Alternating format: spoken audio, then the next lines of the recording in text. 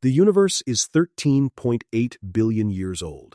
It contains an estimated 2 trillion galaxies, each with hundreds of billions of stars, many of them orbited by planets. By sheer numbers alone, intelligent life should not be rare. And yet, in all of recorded history, we have never received a single confirmed signal, spotted a single confirmed spacecraft, or found a single confirmed trace of anyone else out there.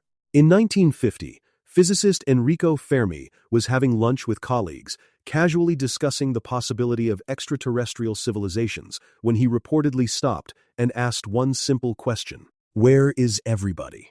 75 years later, nobody has a good answer. That question has a name now, the Fermi paradox, and it might be one of the most unsettling open problems in all of science. Here's why the silence is so strange. Our galaxy alone is roughly 13 billion years old and about 100,000 light-years across.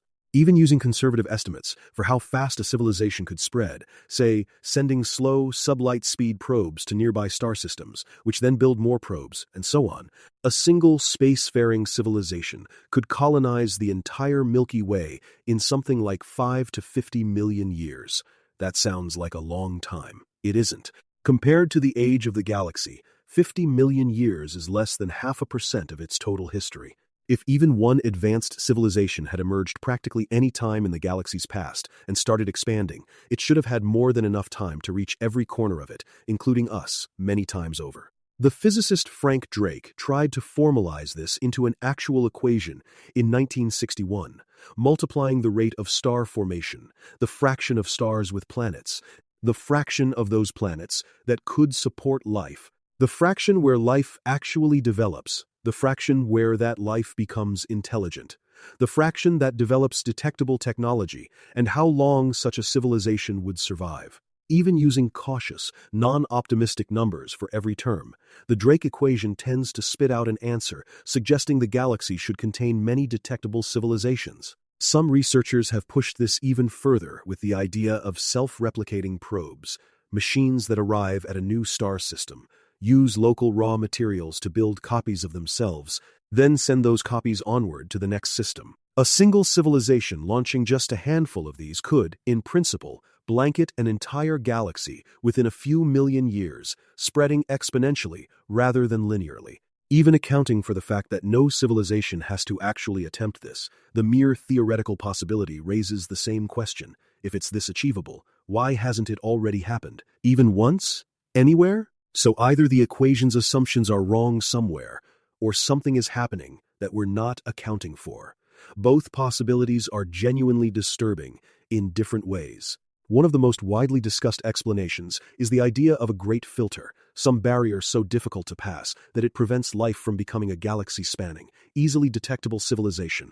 And that barrier could be sitting anywhere along the chain from simple chemistry to interstellar travel. The unsettling part is that we don't know whether we've already passed it, or whether it's still ahead of us. If the filter is behind us, if, say, the jump from simple single-celled life to complex multicellular life is extraordinarily rare, which on Earth took roughly 2 billion years to happen even once, then we may be one of the few civilizations lucky enough to have already cleared the hardest step.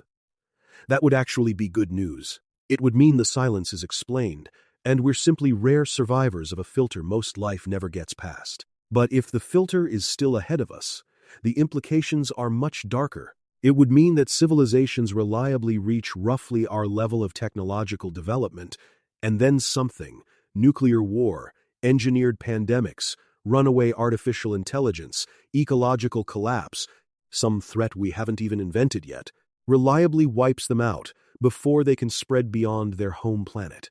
Under that version, the silence isn't evidence we're special, it's evidence of what's coming. A quieter, less apocalyptic explanation is that the filter isn't a single catastrophic event, but simply that complex, intelligent life requires an almost absurdly specific set of conditions to arise at all. A large, stabilizing moon, a particular kind of stable star, a planet in the narrow habitable zone, plate tectonics to cycle carbon, a large gas giant nearby to deflect dangerous asteroids, and dozens of other factors that all had to line up simultaneously. Under this rare Earth hypothesis, Simple microbial life might actually be common throughout the universe, but the specific chain of accidents required to produce something that builds telescopes and radio transmitters might be so unlikely that it may have only happened once, here, in the entire observable universe. Not because life is fragile, but because intelligence capable of building detectable technology might be an extraordinarily improbable outcome of evolution rather than an inevitable one. A darker and more speculative idea, popularized by science fiction but taken seriously by some researchers as a genuine possibility, is that the universe isn't empty at all, it's simply silent on purpose. The idea, sometimes called the dark forest hypothesis, suggests that any sufficiently advanced civilization would understand that revealing your location to the universe is extremely dangerous, because you have no way of knowing whether whoever receives that signal is friendly, indifferent, or a threat capable of eliminating you before you could ever defend yourself. Under this theory, every advanced civilization has independently arrived at the same conclusion. Stay quiet, stay hidden, and treat any other civilization's broadcast as either a trap or a threat to be neutralized. The galaxy would look empty not because it's empty, but because everyone in it learned that being loud gets you killed. It's a chilling idea, specifically because it doesn't require anything supernatural or improbable, just rational, self-interested behavior, repeated by every civilization that ever figured out the stakes. There's a less dramatic possibility, too, and it's gained real traction among astrophysicists. Maybe nobody is hiding, and nobody has been filtered out. Maybe we're just early. The universe's star formation rate peaked billions of years ago and has been slowly declining since. But red dwarf stars, the most common type of star by far, can burn for trillions of years, meaning the vast majority of stars that will ever exist haven't been born yet. Some researchers have argued that Earth may have formed unusually early compared to when most habitable planets will eventually form, meaning the typical window for intelligent life to emerge might still be tens of billions of years in the future.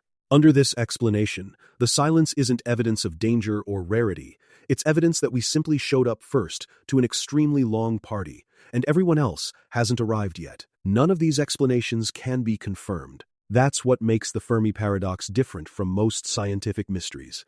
It isn't waiting on a specific experiment or a specific detector the way dark matter is. It's a mystery built entirely out of absence, and absence is notoriously difficult to draw firm conclusions from.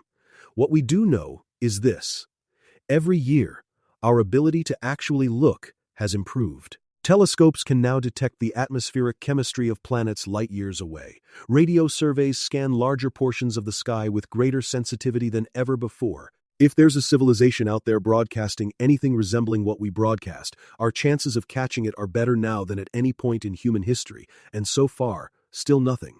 There was one close moment. In August 1977, a radio telescope in Ohio picked up a 72-second burst of radio signal so unusual and so closely matching what scientists expected an artificial transmission might look like, that the astronomer reviewing the printout circled it and wrote, "Wow," in the margin. It has never repeated, despite decades of astronomers pointing telescopes at the exact same patch of sky. Nobody has ever definitively identified a natural explanation for it, and nobody has ever proven it was artificial either. It remains exactly what its nickname suggests: a single, unrepeated moment that briefly looked like it might be an answer, and then simply wasn't. Maybe that will change next year. Maybe it will never change. But the not knowing is exactly why the question Fermi asked over lunch in 1950 still hasn't gone away, because every possible answer, from "we're alone" to "we're being watched in silence" to "everyone else simply hasn't arrived yet," says something uncomfortable about our place in the universe, and we currently have no way to tell which one is true.